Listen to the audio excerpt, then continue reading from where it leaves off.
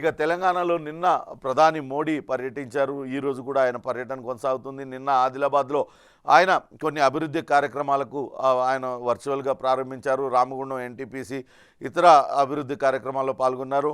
ముఖ్యమంత్రి రేవంత్ రెడ్డి అటు ప్రధాని హోదాలో రాష్ట్రానికి వచ్చిన మోడీకి సాదరంగా స్వాగతం పలికారు. ఆయనతో కలిసి అభివృద్ధి కార్యక్రమాల్లో పాల్గొన్నారు.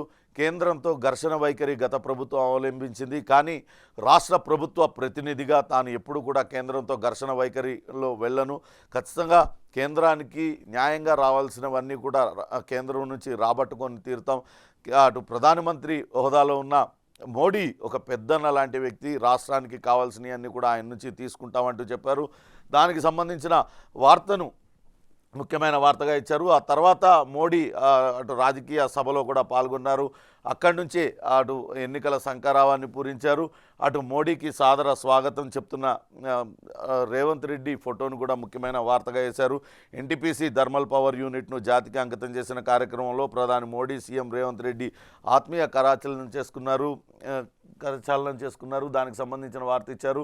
140 కోట్ల మంది నా కుటుంబమేనంటూ అటు మోడీ నిన్న ప్రసంగించారు. ఇక్కడ అబద్ధాలు ఆడుతున్నారు, దోపిడీ చేస్తున్నారు, గత ప్రభుత్వం నైజం ఇది అంటూ బీఆర్ఎస్ పైన విమర్శలు కురిపించారు. అంతే స్థాయిలో కాంగ్రెస్ పైన కూడా విమర్శలు కురిపించారు. ఒక పక్క అటు విచారణ అటు అన్యాయం జరిగింది, అక్రమాలు జరిగినాయి అంటున్నారు. కానీ విచారణను అడ్డుకునే ప్రయత్నం కాంగ్రెస్ పార్టీ చేస్తుందంటూ కూడా ఆయన విమర్శలు చేశారు.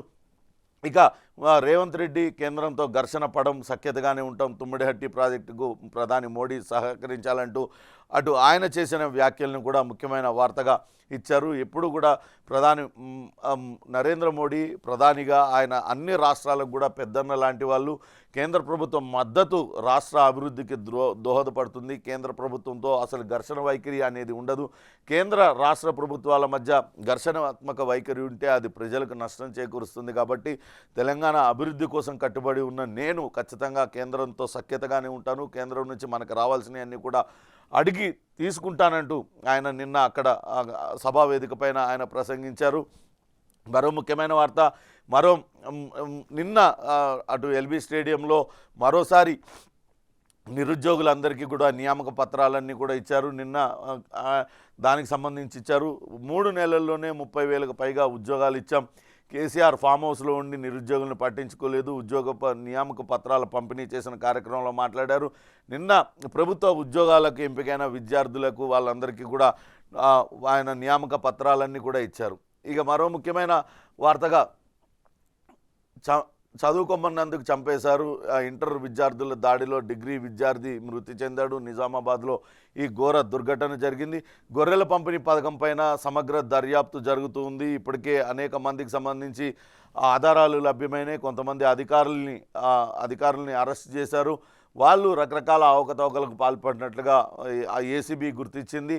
తాజాగా ఎవరైతే కాంట్రాక్టర్ ఉన్నారో ఆయన లోలోనా అనే కంపెనీ ఒకటి పెట్టారు. లైఫ్ స్టాక్ సప్లై చేసే కంపెనీ, దాంతో ఇంకో 9 కంపెనీలు, షెల్ కంపెనీలు పెట్టారు. ఎటువంటి అనుభవం లేకున్నా ఆ కంపెనీకే అటు కాంట్రాక్ట్ దక్కేలా గత ప్రభుత్వంలో ఉన్న ఒక కీలక మాజీ మంత్రి కేటీఆర్ పైన ప్రధానంగా ఆరోపణలు చేస్తున్నారు. అట్లనే ఆ పశుసంవర్ధక శాఖ మంత్రిగా చేసిన శ్రీనివాస్ యాదవ్, వీళ్ళిద్దరూ కూడా చక్రం తిప్పారు.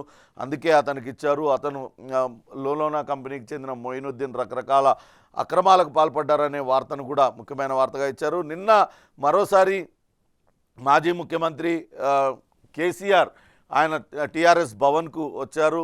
అటు సమీక్షా సమావేశాన్ని నిర్వహించారు. రాబోయే ఎన్నికల్లో తిరిగి మనమే గెలవబోతున్నాం, ఇప్పటికే కాంగ్రెస్ పార్టీ పైన వ్యతిరేకత మొదలైపోయింది, మనమే గెలుస్తున్నాం అంటూ ఆయన వ్యాఖ్యానించారు.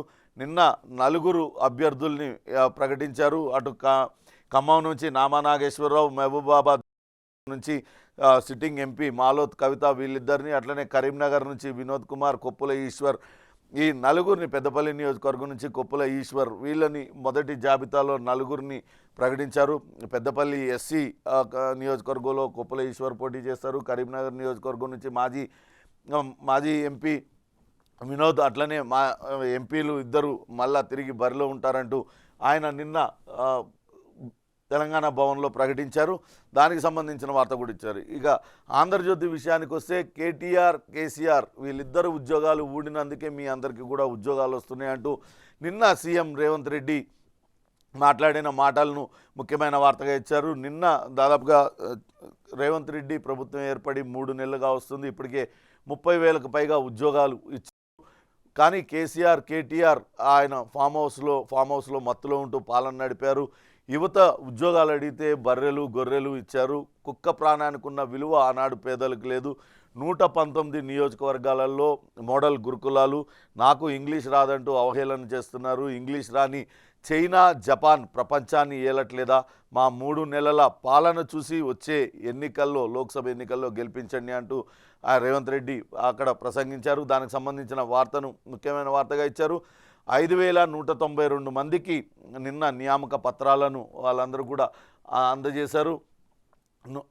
డిగ్రీ 543 డిగ్రీ కాలేజ్ లెక్చరర్లు, 1,463 జూనియర్ కాలేజీ లెక్చరర్లు, 2,632 టీజీటీ ఉపాధ్యాయులు, 4,790 మంది కానిస్టేబుల్, 75 మంది వైద్య సిబ్బంది వీళ్ళందరికీ కూడా నిన్న నియామక పత్రాలు ఇచ్చారు. వాళ్ళందరూ కూడా ఆనందం చేశారు.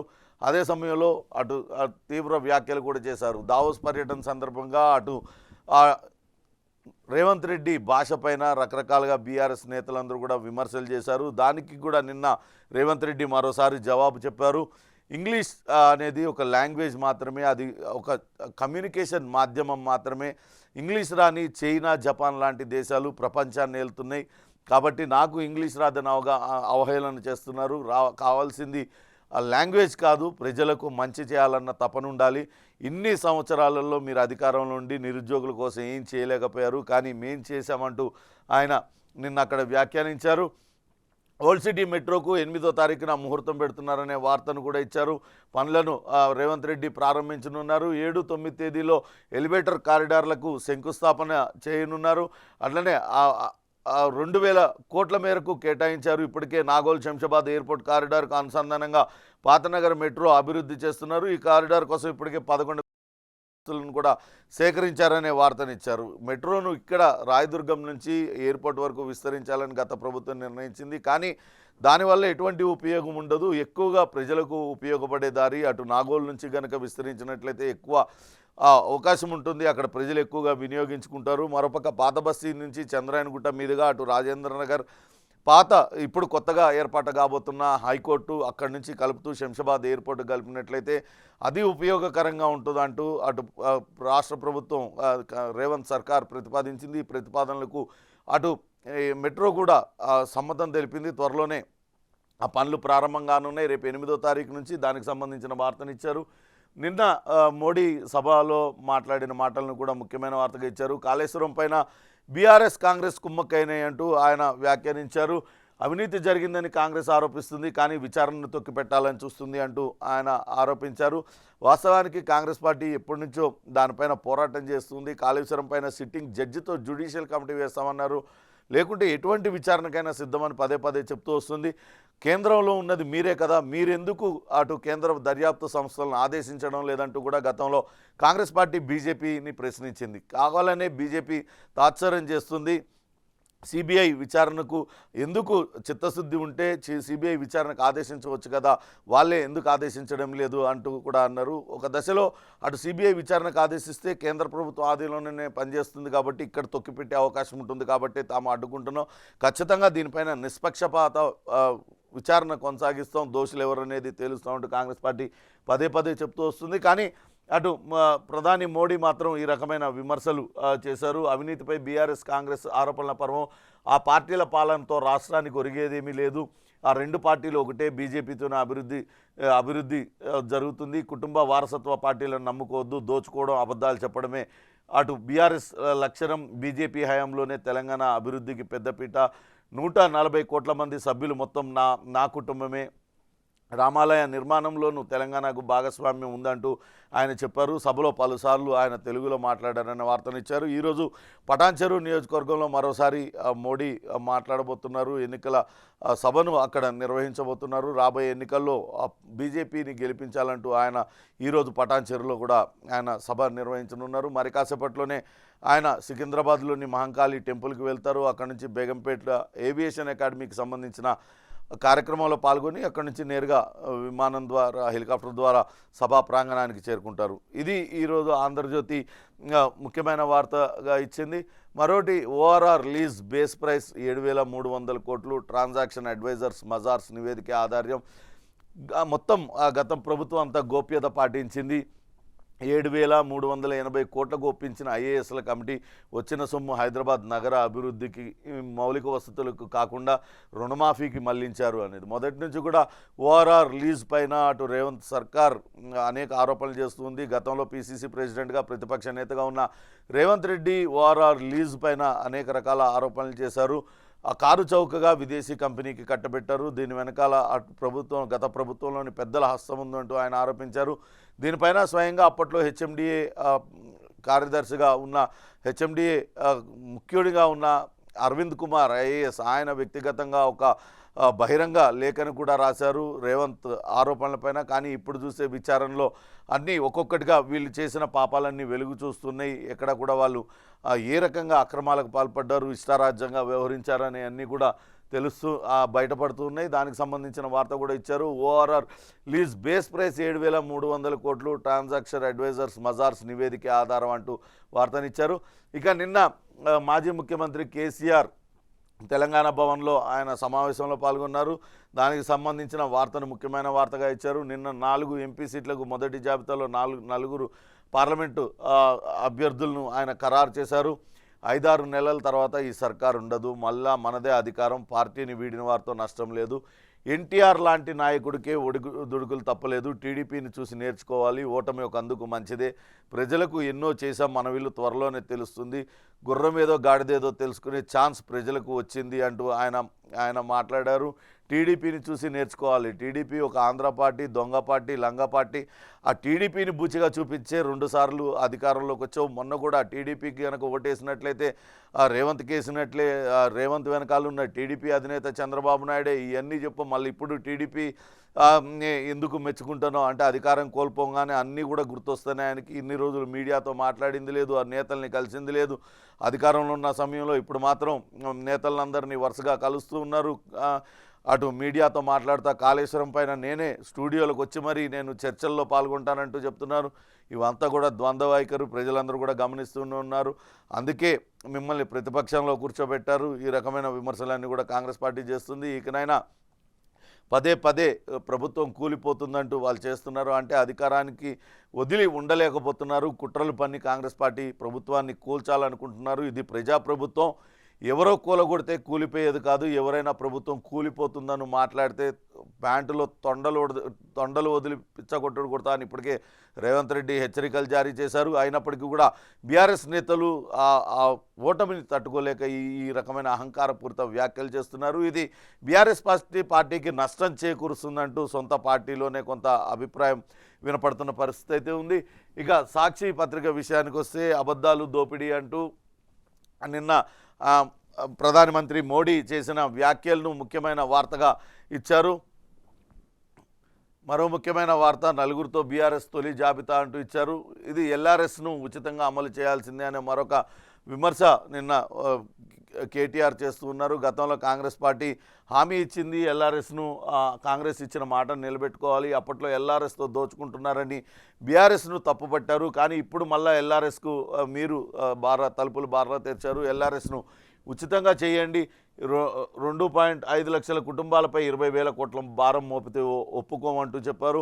త్వరలోనే దీనిపైన తాము నిరసన కార్యక్రమాలకు పిలుపునిస్తామన్నారు. రేపు 6వ తారీఖున అటు కవిత కూడా నిరసనలకు పిలుపునిచ్చింది. గతంలో అక్కడి నుంచి ధర్నా చౌకీ ఎత్తేశారు. ఇప్పుడేమో బీఆర్ఎస్ పార్టీ నేతలే ధర్నాలకు పిలుపునిస్తూ ఉన్నారు, రకరకాల విమర్శలు చేస్తూ ఉన్నారు.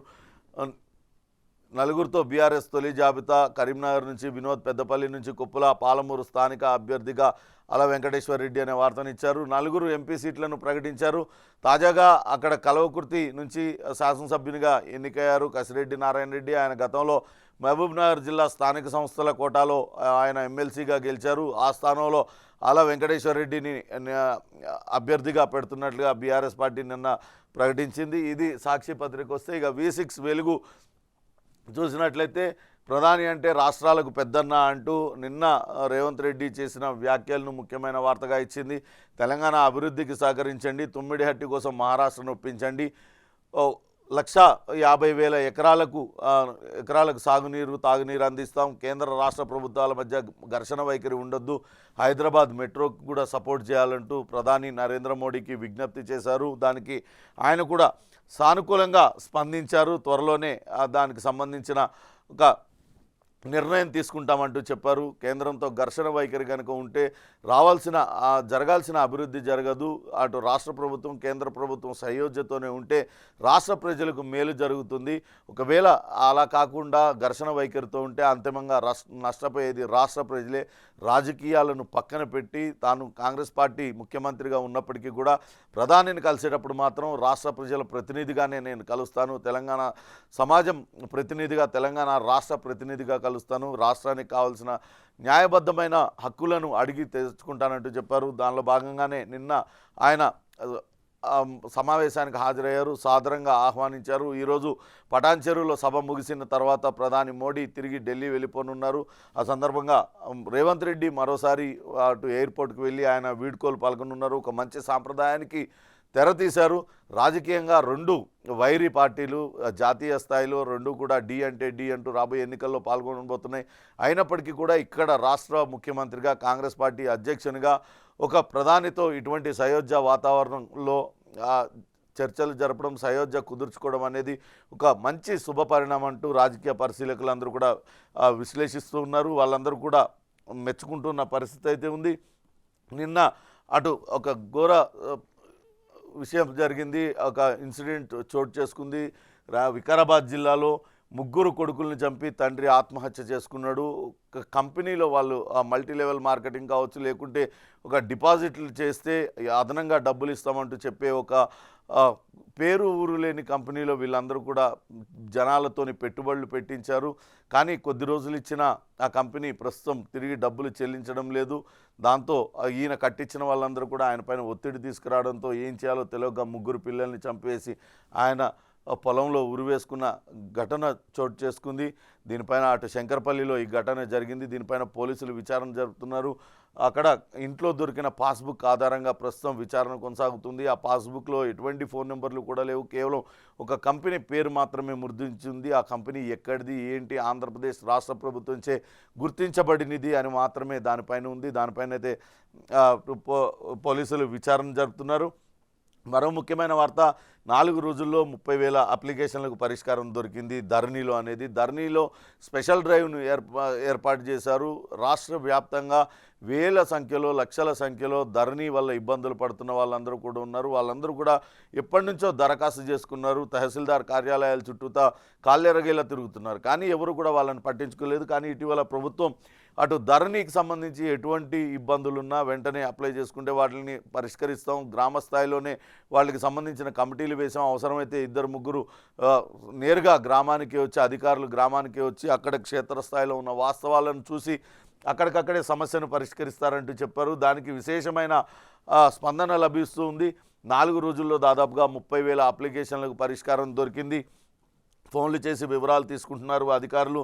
రాష్ట్ర వ్యాప్తంగా 2.5 లక్షల దరఖాస్తులు వచ్చాయి. కలెక్టర్, ఆర్డీఓ, తహసీల్దార్ స్థాయిలో అప్లికేషన్లకు ఆమోదం చేసేస్తూ ఉన్నారనే వార్తనిచ్చింది. ఇది నిజంగా కూడా మంచి శుభపరిణామనే చెప్పాలి.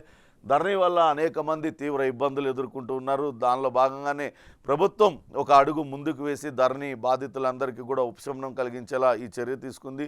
దానిలో అప్లికేషన్లు వెలువలో వచ్చి పడుతున్నాయి. రాష్ట్ర వ్యాప్తంగా 2.5 లక్షల అప్లికేషన్లు వచ్చినాయి. ఈ 4 రోజుల్లోనే 40,000కు పైచిలకు సమస్యలు పరిష్కారం అయిపోయినాయి. త్వరలోనే మిగతా సమస్యలన్నీ కూడా పరిష్కరిస్తారు. ధరణి పైన ఇప్పటికే ఒక కమిటీని వేశారు. ధరణిలో తక్షణం చేయాల్సిన మార్పులేంటి, అటు పారదర్శకంగా అవన్నీ ధరణిలో ఉండాలంటే ఎటువంటి చర్యలు తీసుకోవాలి, వీటిలన్నిటిపైన నిపుణుల అభిప్రాయం కూడా తీసుకుంది. మధ్యంతర నివేదిక కూడా ఇచ్చారు. దానిపైన ప్రభుత్వం దీన్ని పూర్తి స్థాయిలో సమూలంగా మార్చివేసి త్వరలోనే భూమాత అనే యాప్ను కూడా తీసుకొస్తామంటూ గతంలో చెప్పింది. ధరణి సమస్యలను పరిష్కరించడం కోసం అటు ప్రస్తుతం అయితే ప్రభుత్వం కృషి చేస్తుంది. ఇక దిశ తెలంగాణ విషయానికి వస్తే బట్టి ఫోటో మిస్ అయింది అనే వార్తను ఇచ్చారు. ఇక్కడ హోర్డింగుల్లో ప్రకటనలో కనిపించని deputy CM photo first time గాయబైంది. అది ఉద్దేశపూర్వకంగా జరిగిందా లేకుంటే పొరపాట అనే చర్చ జరుగుతుంది. ఐఎన్పిఆర్ గాంధీ భవన్ నుంచి అది స్పష్టత రాలేదు. ఎందుకు జరిగింది అనేది చూడాల్సి ఉంటుంది. వాస్తవానికి అటు రాష్ట్ర ప్రభుత్వం రెండు కలిసిమెలిసిగా నడుస్తున్నాయి. అందరూ కూడా మంత్రులందరూ సమిష్టిగా పనిచేస్తూ ఉన్నారు. ఎప్పటికప్పుడు ఏదో ఒక కొర్రి పెట్టాలని చూస్తున్నారు. కానీ ఇక్కడ చూసినట్లయితే రాష్ట్ర ప్రభుత్వం చేసిన గతంలో ఉన్నప్పుడు బట్టి ఫోటో ఉంది. తాజాగా కొత్తగా వేసిన దానిలో నిన్న ఏదైతే ఎల్బీ స్టేడియంలో జరిగిన కార్యక్రమంలో బట్టి ఫోటో మిస్ అయింది అంటూ ఒక వార్తనేశారు. మరి ఎందుకు ఇలా జరిగింది అనే దానిపైన కూడా ఇప్పటికే విచారణకు ఆదేశించారు. అది లేకపోవడం, ప్రోటోకాల్ డిపార్ట్మెంట్కి సంబంధించిన అధికారుల నిర్లక్ష్యమా మరోటా అనేది మాత్రం అటు చర్చ జరుగుతుంది అనే వార్తను ఇచ్చారు. ఇక స్పెషల్ డ్రైవ్ స్పీడప్ అయింది. ధరణి సమస్యల పరిష్కారం కోసం అనేది ఇచ్చారు. చిన్న సమస్యలే 90% ఉన్నాయి. ఉద్దేశపూర్వకంగానే పెండింగ్ పెట్టారు. తేలిన పెండింగ్ దరఖాస్తుల లెక్క దస్త్రాలు దులుపుతున్న తహసీల్దారులు క్షేత్రస్థాయిలో పరిశీలించిన ధరణి కమిటీ అంటూ ఇచ్చారు. దాదాపుగా 4 రోజులుగా ధరణి సమస్యల పరిష్కారం కోసం ప్రత్యేక డ్రైవ్ను నిర్వహిస్తున్నారు. దాన్ని స్పెషల్ డ్రైవ్ని ఇంకా స్పీడప్ చేశారంటూ వార్తనిచ్చారు. ప్రజలకు జ్ఞానోదయమైంది, మన విలువేంటో తెలిసొచ్చింది అంటూ మరో ముఖ్యమైన వార్త. నిన్న ఆయన చేసిన వ్యాఖ్యలు, కేసీఆర్ చేసిన వ్యాఖ్యలకు సంబంధించిన వార్తనిచ్చారు. ఒడిదుడుకులు తప్పవు, ధైర్యంగా ముందుకు సాగాలి, ఎన్టీఆర్ ఓడిపోయారు, మనమెంత పార్టీని వదిలి వెళ్ళిపోయేవారితో మనకేం నష్టం లేదంటూ నిన్న మరోసారి మేకపోతు గాంభీర్యాన్ని ఆయన ప్రదర్శించారు. నిన్న 4 ఎంపీ అభ్యర్థుల్ని ప్రకటించారు. దానికి సంబంధించిన వార్తను ప్రధానమైన వార్తగా ఇచ్చారు. ఇక కాళోజీ వర్సిటీలో విచిత్ర పరిస్థితి నెలకొనుంది. అటు సర్కార్ చెప్పిన అడ్మిషన్ల విషయంలో వీసీ నిర్లక్ష్యంగా వ్యవహరిస్తున్నారనే వార్తను ముఖ్యమైన వార్తగా ఇచ్చింది. బీఎస్సీ నర్సింగ్ అడ్మిషన్ల విషయంలో కాళోజీ యూనివర్సిటీ వీసీ నిర్లక్ష్యంగా వ్యవహరిస్తున్నారనే ఆరోపణలు వినపడుతున్నాయి. నీట్ తప్పనిసరి కాదని, కన్వీనర్ మేనేజ్మెంట్ కోటాలో ఒకటే విధానాన్ని అమలు చేయాలని హెల్త్ సెక్రటరీ గత నెలలో ఉత్తర్వులు జారీ చేశారు. కానీ వైస్ ఛాన్సలర్ మాత్రం నీట్ ఆయన సొంత నిర్ణయాలు తీసుకుంటున్నారనే విమర్శలు వెలువెత్తుతున్నాయి. ఆ నర్సింగ్ విద్యార్థులను ఆయన తీసుకోవడంలో నీట్ తప్పనిసరి అని చెప్తున్నారు. బీసీ నర్సింగ్ అడ్మిషన్ల విషయంలో అటు సర్కార్ హెల్త్ సెక్రటరీ ఉత్తర్వులు జారీ చేసినా కూడా అక్కడ ఆయన పట్టించుకోవడం లేదనే వార్తనిచ్చారు. ఇప్పటికే అటు వీసీల పైన ఇంటెలిజెన్స్ అధికారులందరూ కూడా ఒక నివేదిక ఇచ్చారు. రాబోయే రోజుల్లో యూనివర్సిటీల్లో వీసీల నియామకం జరగబోతుంది. ఇప్పటికే చాలా వరకు యూనివర్సిటీల్లో అటు రకరకాల రాజకీయాలు జరుగుతున్నాయి. అటు రాజకీయ పునరావాస కేంద్రాలుగా అటు వీసీ పదవులు మారిపోయాయన్న విమర్శలు వస్తున్న తరుణంలో అటు పారదర్శకంగా ఎటువంటి వివాదరహితుల్ని, విద్యావంతుల్ని వీసీలుగా నియమించి విద్యార్థులకు మేలు చేయాలని రాష్ట్ర ప్రభుత్వం భావిస్తుంది. దానిలో భాగంగానే ఇప్పటికే ఇంటెలిజెన్స్ నివేదికను కూడా తెప్పించుకుంది. ఎక్కడెక్కడ ఎవరెవరు ఏవీసీ ఎటువంటి కార్యక్రమాలకు పాల్పడుతున్నారు, ఎవరు విద్యార్థుల మేలు కోసం పనిచేస్తున్నారు, పూర్తి వివరాలను తెప్పించుకుంది. త్వరలోనే అన్ని యూనివర్సిటీలకు కూడా వీసీల మార్పు జరిగే అవకాశం ఉంది. ఇది ఈరోజు ఇంట్రెస్టింగ్ టాపిక్స్. తిరిగి రేపు మరిన్ని ఇంట్రెస్టింగ్ టాపిక్స్తో మళ్ళీ కలుద్దాం. Stay tuned to big TV.